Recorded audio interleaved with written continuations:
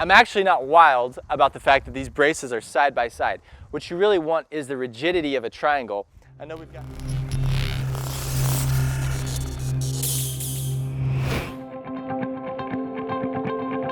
This is a temporary, very typical temporary power pole. It's constructed basically of a 4x6 treated framing member. These treated framing members will need to be 20 feet long.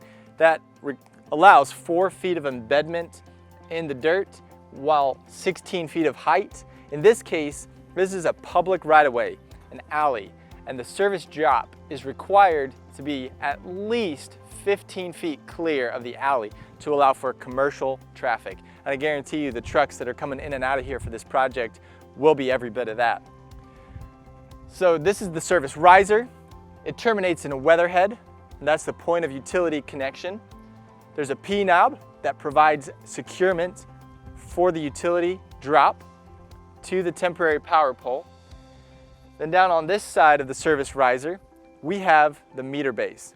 All of the equipment on this pole has been supplied by Jefferson Electric, the contractor, except this meter, which is property of the utility company. This is our main 100 amp service panel that feeds the power on this pole and this entire construction site. You'll see that there's a 100 amp main breaker that provides total overcurrent protection. This breaker right here keeps this installation from going over current under fault conditions. Then we've got 20 amp breakers here that provide power to these outlets down below. Each of these outlets is a dedicated 20 amp outlet and a GFCI, like we discussed, GFCI protection being required for damp and wet locations, as well as temporary construction power. Take a look at the construction of this cover real quick. This cover is designed such that a cord can be plugged in, routed into the notch, and the cover can still be closed.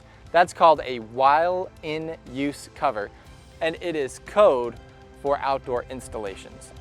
This pole is grounded by means of a grounding conductor down here in the grass, you can barely see it, and a ground rod that terminate on the ground bar. So that's firmly connected to earth ground for safety reasons. This is my main neutral, 2 main hots coming into my breaker, and then each 20 amp breaker has a circuit that's passing to feed a total of 4 dedicated 20 amp receptacles. This bracing detail is also part of the temporary pole installation. We've got metal stakes on this side and a minimum of 2 braces. I'm actually not wild about the fact that these braces are side by side. What you really want is the rigidity of a triangle. I know we've got space constraints, but had to do over, I would move this brace about 6 feet to the side to create a rigid structure in a triangle. A temporary power pole is not the property of the customer. It is the property of Jefferson Electric, and the rental fee for the duration of construction is $475. We will come reclaim this temporary power pole when it is no longer required.